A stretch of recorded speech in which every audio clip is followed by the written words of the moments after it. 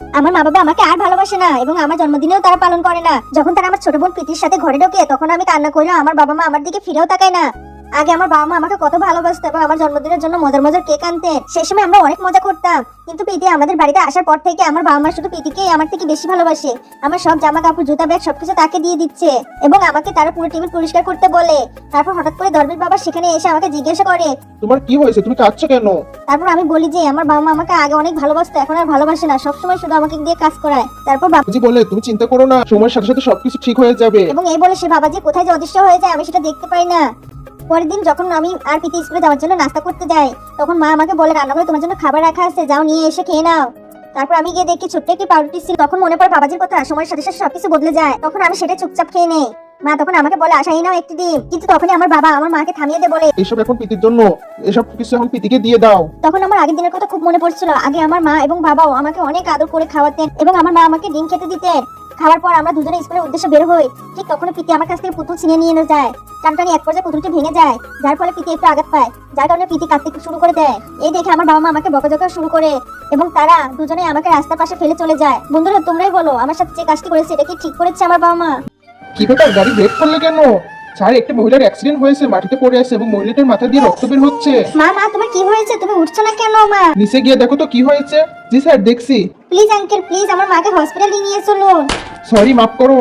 Uncle please আমার মাকে বাঁচান। কি হয়েছে, মেয়েটা এমন করছে কেন? স্যার, ওর মাকে হাসপাতালে নিয়ে যাওয়ার কথা বলছে, এর জন্য ও সাহায্য চায়।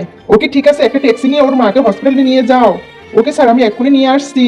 ডক্টর আমার মায়ের কি হয়েছে? তোমার মায়ের মাথায় অনেক বেশি আঘাত লেগেছে, তার অপারেশনের জন্য 1 লাখ টাকা লাগবে। ডাক্তার আমার কাছে তো এত টাকা নেই, প্লিজ ডাক্তার আমার মাকে বাঁচান। আমার মা ছাড়া এই দুনিয়াতে আমার কেউ নেই। স্যার, এই মেয়েটার মার অপারেশন লাগবে, আপনি কি একটু আসবেন? ওকে, আমি আসছি। এই মেয়েটাকে দেখে আমার কেন এত চেনা চেনা লাগছে। এই লোকটি মাথা ঘুরে ভান করে মেয়েটিকে ধরে তার ঘরে নিয়ে যায় এবং জোর করে তার সাথে শারীরিক সম্পর্ক করে। আমার বিরুদ্ধে পুলিশের মামলা করার দরকার নেই। এই নাও এটিএম কার্ড, তোমার যত খুশি তত টাকা তুলে নিও। তোমার টাকা আমার দরকার নেই, তুমি এখান থেকে চলে যাও। এই কথা শুনে অভিক সেখান থেকে চলে যায়। স্যার, আপনি কি ঠিক আছেন? হ্যাঁ, আমি ঠিক আছি। আর হ্যাঁ, যত তাড়াতাড়ি সম্ভব আশার পরিবারকে খুঁজে বের করো, কারণ আমি তাকে বিয়ে করতে চাই। ঠিক আছে স্যার, আমরা তাদের খুঁজে বের করার চেষ্টা করব। আশা কাঁদতে কাঁদতে বাড়ির দিকে যায়। আশার পরিবার তার জিনিসপত্র বাড়ি থেকে ফেলে দেয়। চলে যাও এখান থেকে, আমাদের বাড়িতে তোমার জন্য কোনো জায়গা নেই। মা তোমরা দুজনেই আমাকে বাড়ি থেকে কেন বের করে দিতে চাও? আমরা তোমাকে কাজে পাঠাই, কিন্তু তুমি তোমার শরীর বিক্রি করে টাকা আনো, তাই আমরা তোমাকে আমাদের বাড়িতে রাখতে চাই না। তোমরা দুজনেই আমার সম্পর্কে ভুল ভাবছো, আমি এমন কাজ করি না। তারপর আশার বাবা তাকে লাথি মারে। তুমি কি আমাদের দুজনের সাথে তর্ক করবে?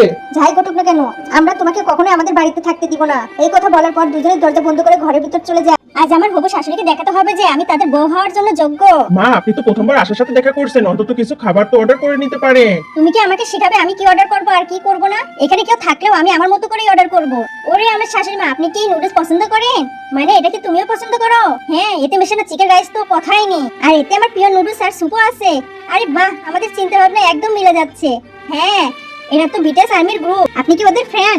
হ্যাঁ, আমি ওদের অনেক বড় ফ্যান। তাহলে তো আমাদের খুব ভালো বন্ধুত্ব হবে, কারণ আমার কাছে ওদের অনেক পোস্টার আছে। সত্যি বলছো? যদি তাই হয় তাহলে আমাকে দেখাও তো তোমার পোস্টার গুলো, তারপর আমি আপনাকে আমার নতুন নেল আর্ট কিট গুলো দেখাবো।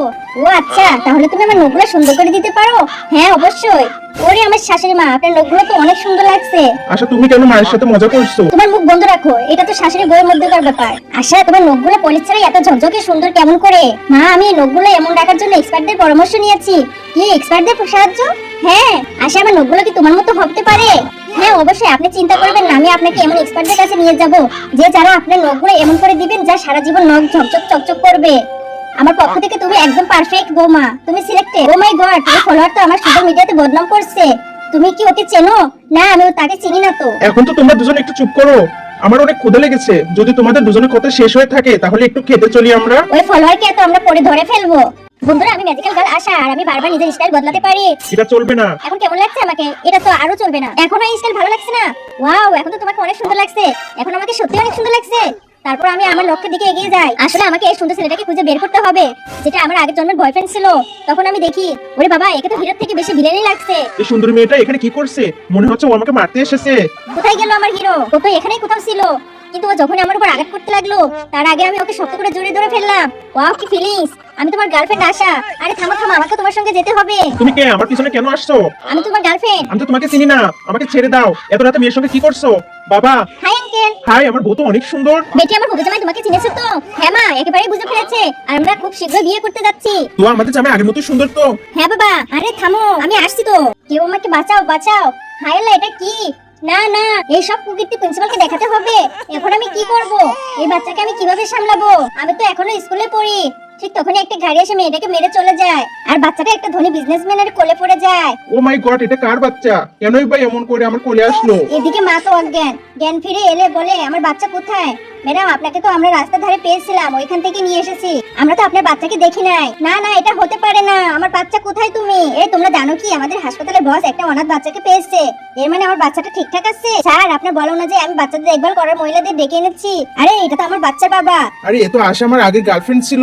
ও এখানে কেন এসেছে? কেউ না কেউ এই বাচ্চাকে চুপ করাও। আমি চুপ করে দেই? চুপ কর বেবি। বাচ্চাকে এভাবে চুপ করানো যায় না। আরে আমার বাচ্চা আসলে, চুপ কর একটু। আচ্ছা বাচ্চাকে এখানে দাও। তখন বাচ্চা আরো জোরে জোরে চিৎকার করতে থাকে। আসল মায়ের কোলে নিলে বাচ্চা চুপ হয়ে যায়। আসলে মা তো মাই হয়, মায়ের সাথে কারো তুলনা হয় না। তোমরা কি বলো বন্ধুরা? কমেন্টে বলে যাও। বাড়ির কাজের মেয়েটি বাচ্চাটিকে চিমটি দিয়েছে। তুমি আমার নাতিকে কেন চিমটি দিলে? মা, বাবু চিৎকার করে কান্না করছে কেন? বৌমা, ও বাবুকে চিমটি দিয়েছে। না না মা, তোমার শাশুড়ি মিথ্যা কথা বলছে। আমি আসার পর থেকে সে আমাকে তাড়িয়ে দিতে চায়। তুমি মিথ্যা কথা কেন বলছো? না না মা, ওরে আমার বাচ্চাটা, তোমার কি হয়েছে? দেখো বৌমা, এখানে বাবুকে চিমটি দিয়েছে। আমি মিথ্যা বলছি না মা, আমাদের কাজের মেয়েটি এরকম কখনোই করতে পারে না। তাহলে তুমি কি মনে করছো এগুলোকে আমি করেছি? আমি জানি না, কিন্তু আমার কাজের মেয়েটির উপর আমার পূর্ণ বিশ্বাস আছে। সে সবসময় আমাদের ঝামেলা থেকে রক্ষা করতে আসে।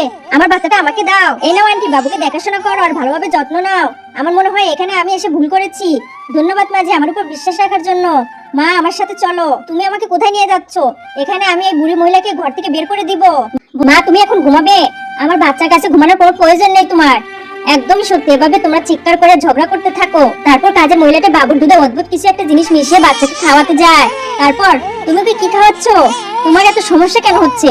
হয়তো তুমি ভুলে যাচ্ছ এটা আমার নাতি। মা, এখানে কি হচ্ছে? বাবা, অবি এই কাজের মেয়েটি সায়নকে অদ্ভুত কিছু একটা খাওয়াতে যাচ্ছিল। মা, তুমি কি সত্যি বলছো? আরে বাবা, এরকম কিছুই নেই, সে সব মিথ্যা কথা বলছে। কেউ তো আমাকে বাঁচাও, আমাকে হাসপাতালে নিয়ে যাও। আমার কলেজের বৌমা, আগে প্রপার্টিতে সাইন করো। যন্ত্রণায় কাঁপতে কাঁপতে মিলি তাড়াতাড়ি ফাইল খুলে সাইন করে দেয়। বাহ, অবশেষে সৎ বৌমার কাছ থেকে সাইন করে নিতে পারলাম। মা, এখন তো আমাকে বাঁচাও। তখন শ্বশুর মিলিকে উঠানোর চেষ্টা করে। আরে থামো, আরে ওকে এখানে ফেলে রেখে দাও। ওর সন্তান আমাদের কোনো দরকার নেই। এখন যদি আমাদের নাতি হয় তাহলে এই প্রপার্টির সবকিছু উত্তরাধিকার সে হবে। মা, আমাকে ছেড়ে যেও না প্লিজ। তখন মিলি তীব্র যন্ত্রণায় ছটফট করে অজ্ঞান হয়ে যায়। মা, মিলি কোথায়? আরে বাবা, তুই এত চেল্লাচ্ছিস কেন? বাবা, মিলি তার মায়ের বাড়িতে চলে গেছে। বাবা, আপনি মিথ্যে কথা বলছেন। আচ্ছা, এখন তুই তো নিজের বাবার উপরেও বিশ্বাস করছিস না? ঠিক তখনই উপরে ছাদের দরজা থেকে খটখট করে শব্দ আসে। ছেলে তা ভালো করে বুঝতে পারে এবং সে দ্রুত উপরে চলে যায়। মিলি, তুমি এখানে কি করে এসে পড়লে? শেষমেশ মা তো সৎ মায়ের মতোই আচরণ করে ফেললো। তখন ছেলে তড়িঘড়ি করে মিলিকে হাসপাতালে নিয়ে চলে যায়। মিলির ঘুম ভাগতেই, আরে আমার পেটের বাচ্চা কোথায়? হে আল্লাহ, আপনার কাছে হাজার হাজার শুকরিয়া আমার বাচ্চাকে ঠিক রাখার জন্য। মা তো মাই হয়। তোমরা কে কে মাকে ভালোবাসো কমেন্টে জানাতে ভুলবে না। ও মাই গড, সাজান আমাকে দেখতে না পায়। এই মেয়ে, দাঁড়াও বলছি। ও আল্লাহ, আমি এবার শেষ। বলো, তুমি এখানে পড়াশোনা করতে এসেছো নাকি শ্বশুর বাড়িতে ঘুরতে এসেছো যে তোমার মন মতো আসবে? আমার ক্লাস থেকে তুমি বেরিয়ে যাও বলছি। স্যার, আমাকে মাফ করে দিন। আমার এক্স বয়ফ্রেন্ড অসুস্থ ছিল। এখান থেকে বেরিয়ে যাও বলছি। হ্যাঁ স্যার, ও কখনো সময় মতো আসে না এবং মনে করে যে সে মুকেশ আম্বানির মেয়ে। বাজে কথা বলো না, মুখ বন্ধ রাখো। না হলে কি করবে তুমি আমাকে বলো? এই নাও, বাজে ছেলে একটা। ও সত্যি সত্যি আমাকে মারলো। আজ তুমি এখানে চুপচাপ বসে থাকো, আজ এটাই তোমার শাস্তি। ঠিক তখন স্কুলের মালিক এসে তাকে দেখে আশা পড়তে শুরু করে। আমি কিছুই করিনি। ও প্রায় ক্লাসে দেরি করে আসে, ও সবাইকে মারধর করে, আর তুমি বলছো কিছুই করনি? বেয়াদব মেয়ে একটা। তুমি কি ঠিক আছো? হ্যাঁ। এখন আমি ওর ব্যবস্থা করছি। তোমার সাহস কিভাবে হয় যে আমার গার্লফ্রেন্ডকে হয়রানি করার? তোমার এত সাহস যে তুমি আমার কলার ধরেছো? আমার কলার ছেড়ে দাও বলছি। এই নিয়ে ছেড়ে দিলাম। এখন তুমি কি করবে? স্কুলে এসে বাচ্চাদের তুমি হুমকি দাও? মুখ বন্ধ রাখেন আর একটা কথা বলবেন না। আমি এমন কিছুই করিনি। তারপর প্রিন্সিপাল সেখানে আসে। কি হচ্ছে স্যার? কি হয়েছে? এখন এই স্টুপিড টিচারকে যদি সম্ভব হয় তাকে বাঁচান। বেবি, তুমি চিন্তা করো না। আরে তোমার এত সাহস কি করে হলো? সেই স্কুলের মালিক। এখন শুধু দেখো কি হয়। বলছি না আমি তোমার সব টাকা ফেরত দিয়ে দেবো। ও মাই গড, এই খাটাসটা কে আবার? আরে এ তো মনে হচ্ছে গুন্ডা। এই নাও। এখানে কত টাকা হয়েছে? মাত্র 200 টাকা স্যার। একটা আইসক্রিমের দাম 200 টাকা? উনি তো আপনার সাথেই আসছে, তাই না স্যার? দুঃখিত, আমি ওনাকে চিনি না। এরপর দোকানের মালিক আমাকে টেনে বাইরে নিয়ে আসে। তোমার কাছে টাকা নেই, তবু তুমি কেন দোকানের খাবার খাচ্ছ? যে সব খাবার খেয়েছো ওগুলোর টাকা সবগুলো দ্রুত ফেরত দিয়ে দাও। ওকে ছেড়ে দাও, ওর টাকা আমি সব দিয়ে দেবো। আর যখন আমি বাড়ি ফিরছিলাম তখন তুমি আমার পিছনে কেন আসছো? আমার একটা বাড়ি লাগবে থাকার জন্য। সরি কিন্তু দেখো আমি খুব খারাপ ছেলে। না না, তুমি একদম খারাপ না। শোনো মেয়ে, তুমি আমার থেকে দূরে থাকো। আমার সব টাকা ফেরত দে, না হলে তোকে আজকে আমার হাত থেকে কেউ বাঁচাতে পারবে না। আমাকে ওকে বাঁচাতেই হবে, আর তখন আমি এই হ্যান্ডসাম ছেলেকে বাঁচাই। তুমি ঠিক আছো? হ্যাঁ আমি ঠিক আছি। তারপর আমি ওকে বাড়িতে নিয়ে আসি। এটা আমার ছোট্ট একটা বাড়ি, তুমি কিছুদিন এখানে থাকতে পারো। বাহ বাহ বাহ, এটা তো অনেক বড় বাড়ি। আজ আমি এই পুরো বাড়িটা পুরো চকচকে তকতকে করে দেব। তবে আমি পড়ে যেতেই কেউ আমাকে বাঁচাও। আশা একটু সাবধানে কাজ করো। অভি, আমি এসে গেছি। ভাইয়া, তুমি এখানে কি করছো? আশা আমি তোমাকে নিতে এসেছি। না, আমি যাব না তোমার সাথে। আমি অভির সঙ্গে খুব হাসি খুশিতেই আছি। তোমাকে নিয়ে যেতে আমাকে অভি বলেছে। ভাইয়া, তুমি আমার সঙ্গে মিথ্যা কথা বলছো। অভি, তুমি কি আমাকে একটু ভালোবাসো না কখনো? না সরি আশা, কিন্তু তোমার ভাই আমাকে এত টাকা দিয়েছে যে আমি সারা জীবন বসে খেলেও পুরাবে না। এখন তুমি এখান থেকে চলে যাও। অভি, তোমাকে সত্যি আশা অনেক ভালোবাসে। আমার বোনকে ছেড়ে দাও, আমি তোমাকে টাকার পাহাড় করে দেবো। এখান থেকে চলে যাও, তুমি তো নিজেই ঋণে ডুবে আছো। আমার বোনের খেয়াল কি করে রাখবে তুমি? সে তোমার সঙ্গে সুখী থাকতে পারবে না।